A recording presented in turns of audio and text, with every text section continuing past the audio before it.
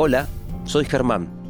A medida que viajo por la Argentina, voy conociendo más sobre uno de los mayores problemas ambientales que tenemos, las invasiones biológicas. Afectan la biodiversidad y son una amenaza para especies en peligro de extinción.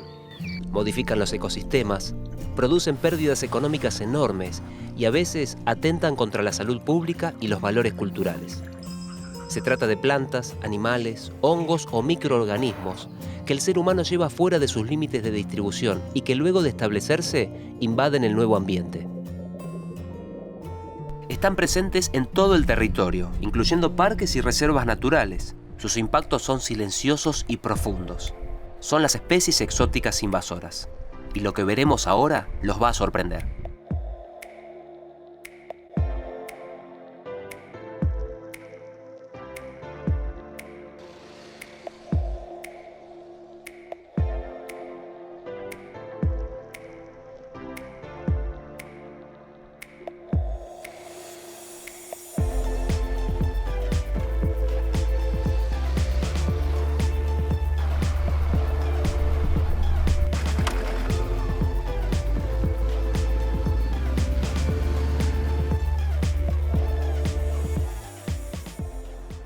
En la Argentina se catalogaron cerca de 700 de estas especies, un número que refleja la importancia que tienen para el ambiente y la sociedad. Pero, ¿cómo llegaron estos organismos al país? La mayor parte de estas especies fueron traídas de manera voluntaria, como plantas ornamentales o animales carismáticos. Otras introducciones fueron involuntarias, y muchas de las invasoras que llegaron por accidente vinieron en barco. Parece lógico pensar que una forma histórica de introducción de especies exóticas invasoras es mediante el tránsito internacional de navíos. Los barcos fueron y son portadores de especies que viajan con la carga, adheridas al casco o en el agua de lastre. En las áreas marinas costeras de la Argentina hay más de 100 especies exóticas, desde algas hasta invertebrados, y la mayoría fue transportada accidentalmente en los barcos. Todo esto me lo aseguró la doctora Schwind, una bióloga marina.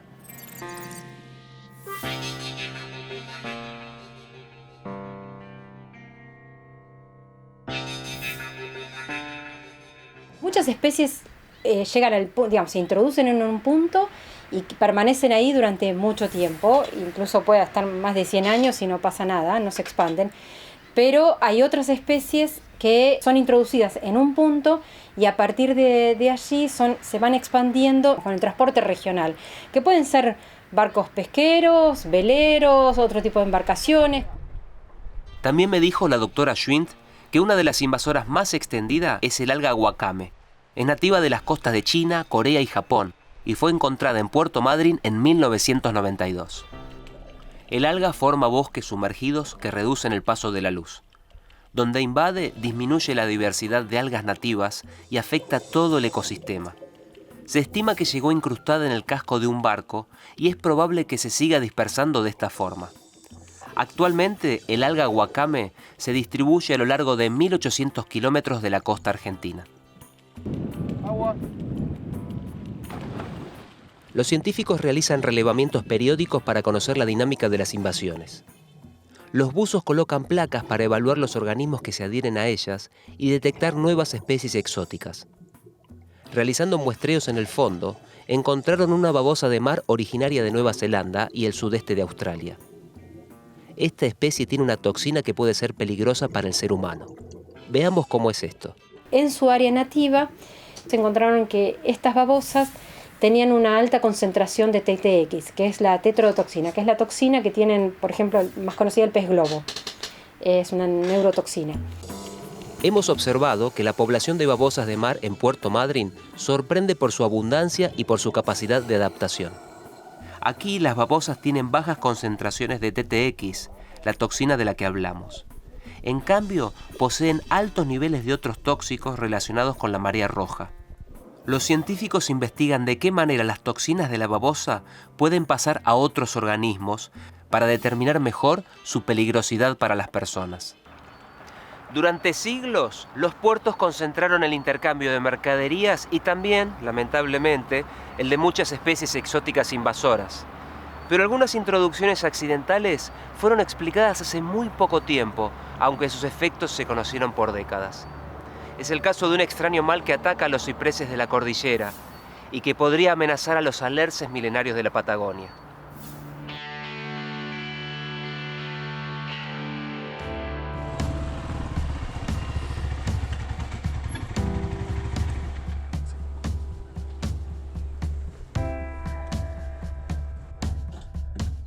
Nos han hablado de un extraño proceso que está dañando el bosque patagónico.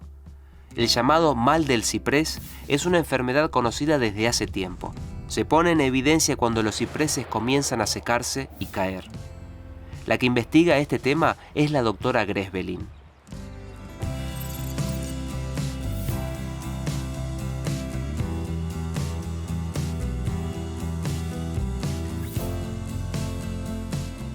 Esto muestra claramente cómo la enfermedad comienza por las raíces. El patógeno lo que hace primero es matar los tejidos vivos y posteriormente entran otros degradadores que luego terminan pudriendo la madera de esta manera. Ahora sabemos que el causante de esta enfermedad es un moho acuático que produce esporas móviles que se desplazan en el suelo cuando hay agua.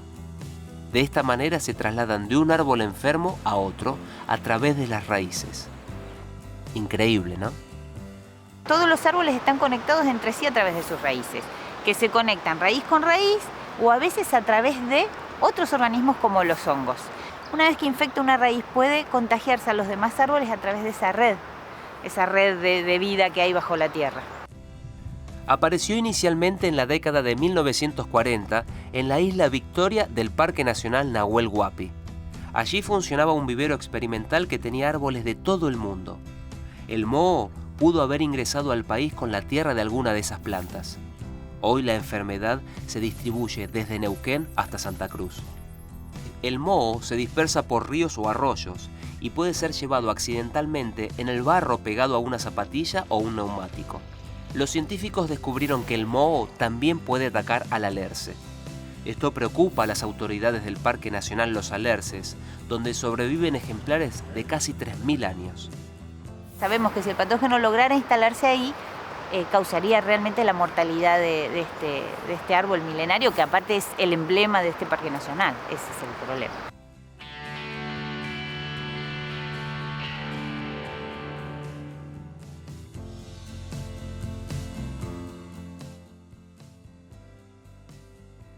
Es muy difícil, aunque no imposible, prevenir una introducción involuntaria de este tipo.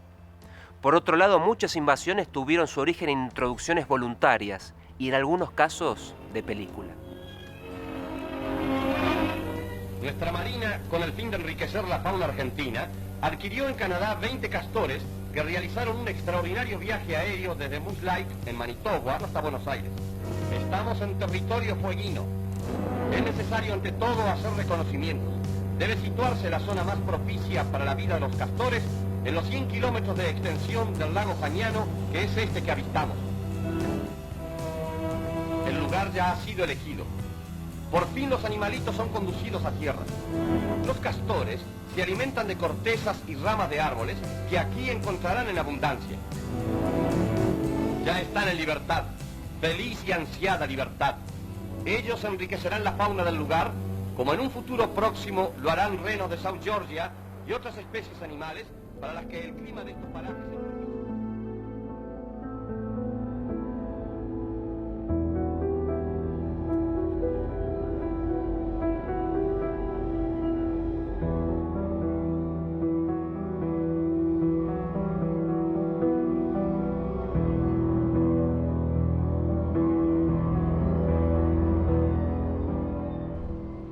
En 1946, a instancias del gobierno nacional, la Armada Argentina introdujo en la isla de Tierra del Fuego 20 castores canadienses, con la intención de enriquecer la fauna argentina.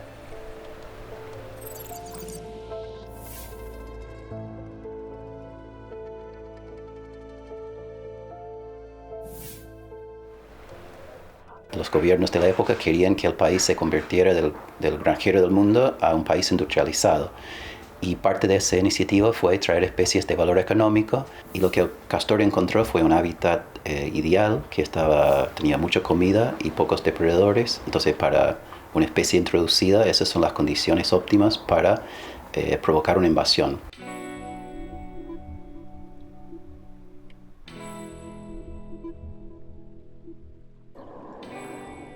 Los castores interrumpen pequeños ríos y arroyos con diques que les permiten elevar el nivel del agua y construir madrigueras seguras. Los árboles que cortan para hacer los diques no rebrotan y se secan, y otros mueren por la inundación. En Canadá los árboles rebrotan luego del corte, pero las especies fueguinas no tienen esa capacidad. Sin enemigos naturales en Tierra del Fuego, los castores alteran los ríos y destruyen los bosques, restando hábitat para las especies nativas y generando un impacto enorme.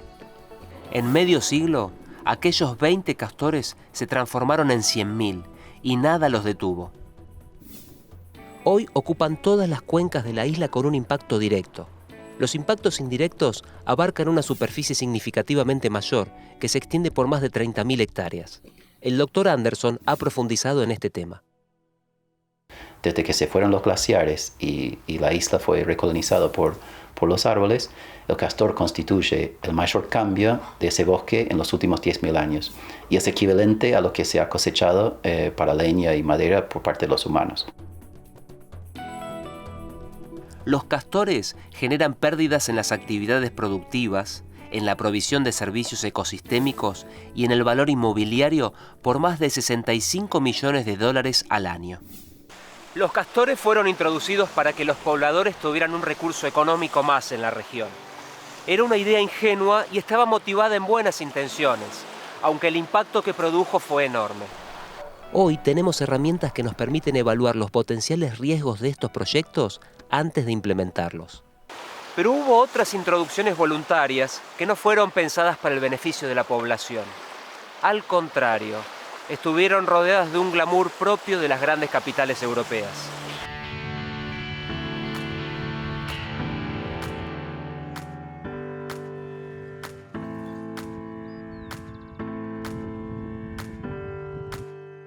Viejos documentos nos dicen que la historia del ingreso de jabalíes y ciervos colorados se entronca con el auge de la Belle Époque en la Argentina. Y esto no solo abarcaba la ropa, los perfumes y la alta cocina, llegaba a influir incluso en la caza deportiva. Las especies nativas no se ajustaban a las preferencias de la caza mayor emanadas del viejo mundo. Algunos propusieron una solución.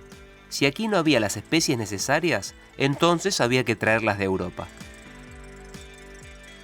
Para crear un coto de caza en su estancia de La Pampa, el conde Pedro Olegario Luro introdujo en 1907 10 ciervos colorados de Europa Oriental y 7 jabalíes de Francia. Luego de algunos años de prosperidad, el coto fue abandonado. Los animales escaparon y comenzaron a propagarse por el Caldenal Pampeano, dando origen a una invasión de enorme impacto.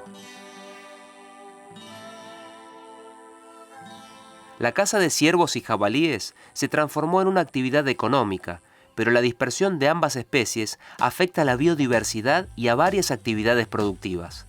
La estancia fue convertida en reserva natural, aunque el impacto de jabalíes y ciervos sigue vigente. Si no me creen, escuchen al licenciado Titarelli.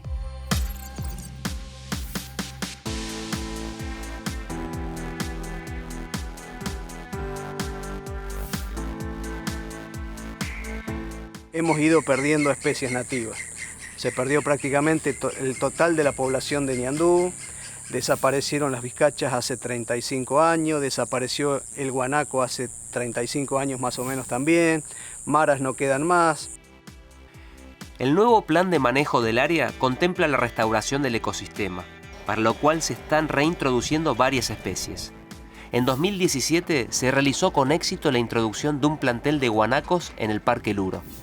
La restauración de la reserva también implica el control de especies exóticas invasoras. Lo que hizo Luro en su momento ya está hecho, tuvo sus consecuencias a lo largo del tiempo y sigue teniendo sus consecuencias en los ecosistemas pampeanos, pero nosotros tenemos la obligación de conservar lo nuestro, nuestras especies nativas, que hay varias que tienen sus problemas de conservación, y en los lugares donde es necesario controlar exóticas. Eso debe ser nuestra obligación y prioridad.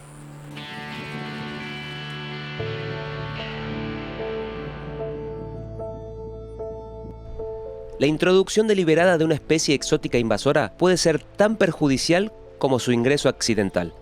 Algunas invasiones tienen su origen en especies traídas para su cría comercial, que ante el fracaso de la actividad escaparon o fueron liberadas. Este es el caso de la rana toro.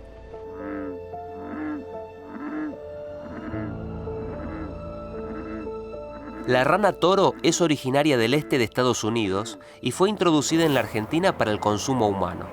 En la década de 1980 proliferaron los criaderos de rana, pero la actividad no funcionó y sobrevino el fracaso económico. Recurrimos al especialista Walter Prado para que nos explique esto.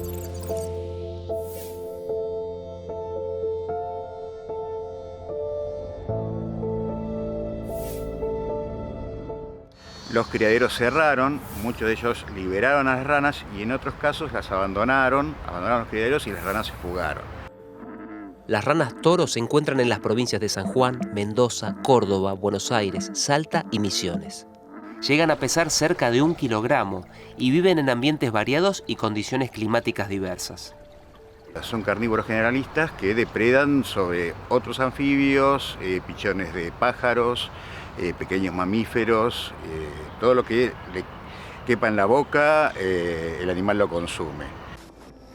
Los científicos están investigando el impacto que las ranas toro pueden tener sobre los anfibios nativos.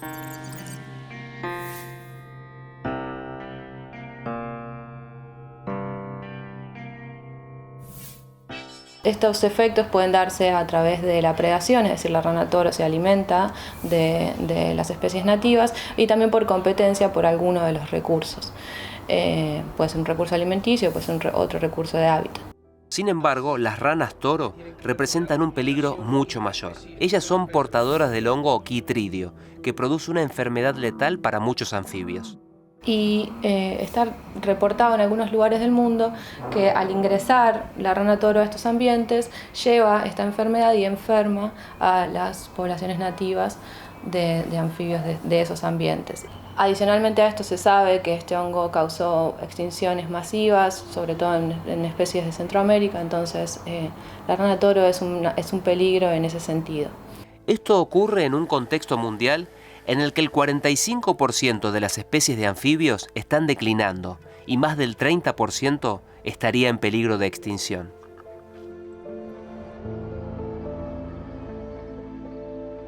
La introducción voluntaria de especies de interés económico ocurre desde hace siglos, pero otras introducciones voluntarias no tuvieron una razón productiva o comercial.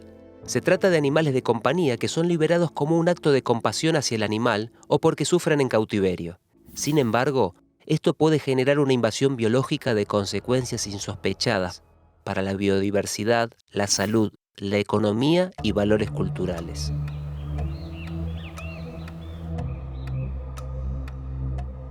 Las ardillas de vientre rojo fueron introducidas en la década de 1970 a partir de unos pocos animales que se liberaron en la localidad de Jáuregui, partido de Luján, provincia de Buenos Aires.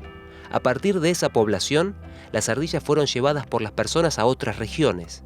En la actualidad existen focos de invasión en Córdoba, en Santa Fe, en Mendoza, en la provincia de Buenos Aires y en la ciudad de Buenos Aires.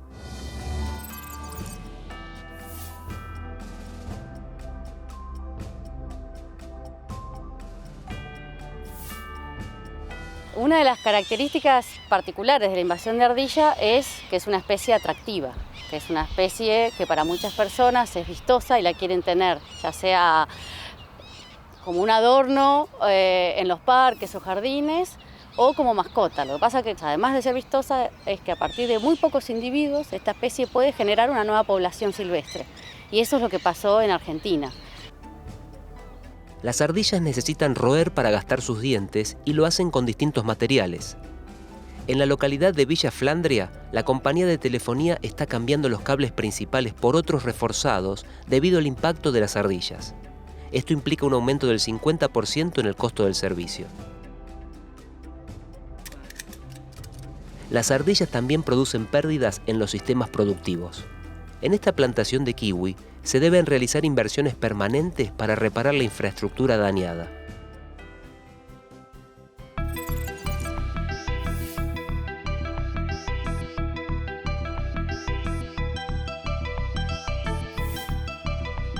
Este es el daño que produce la ardilla sobre las mangueras de riego.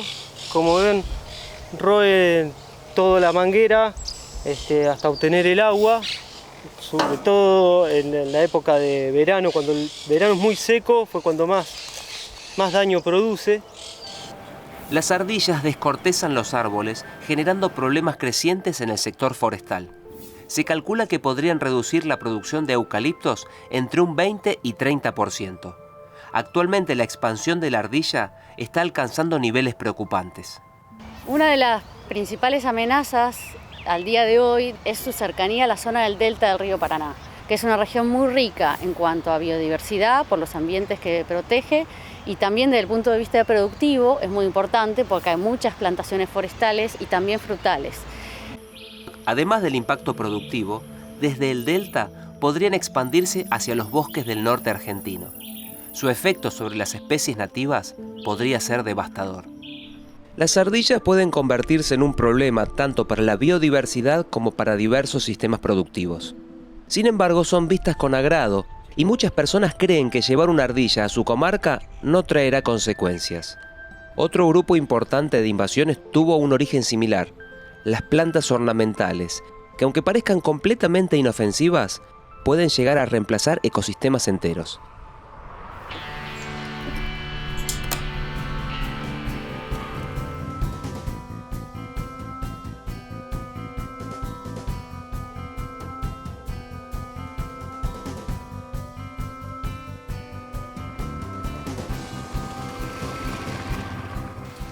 Una parte importante de las especies de plantas ornamentales que el ser humano transporta tiene la capacidad de invadir el nuevo territorio. En la Argentina existen decenas de plantas ornamentales invasoras, como la rosa mosqueta o la retama. Los lirios, por ejemplo, transforman humedales ricos y diversos en un tapiz homogéneo de una sola especie.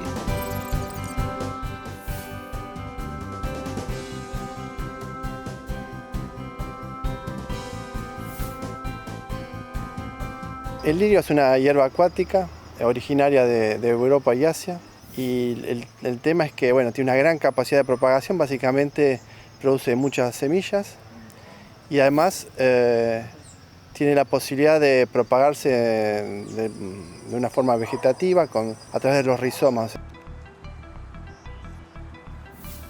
Es difícil reconocer que las invasiones de plantas generan problemas. Sin embargo, reducen la biodiversidad y empobrecen gradualmente los ecosistemas. Además, su control se vuelve más difícil y costoso a medida que avanza la invasión. Por ejemplo, el caso del lirio amarillo. Nos damos cuenta que si hubiéramos detenido al lirio amarillo hace 50 años, esto hubiera sido una operación de 30 personas, 20, X pesos. Hoy deberíamos tener un ejército y un presupuesto de un ministerio para controlar esto. El potencial de los animales de compañía o de las plantas ornamentales para transformarse en especies invasoras debe ser un motivo de reflexión. Cada persona puede convertirse en un dispersor de especies sin darse cuenta. Afortunadamente, hoy se puede conocer el potencial invasor de un ser vivo. De esa manera es posible evitar su ingreso al país o controlar su difusión y cultivo. El objetivo último de controlar las especies exóticas invasoras es, en definitiva, proteger a los ecosistemas y su biodiversidad.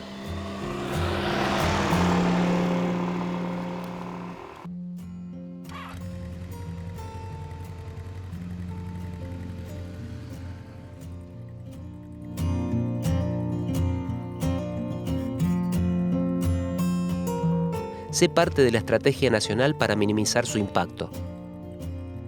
La acción ambiental es ahora.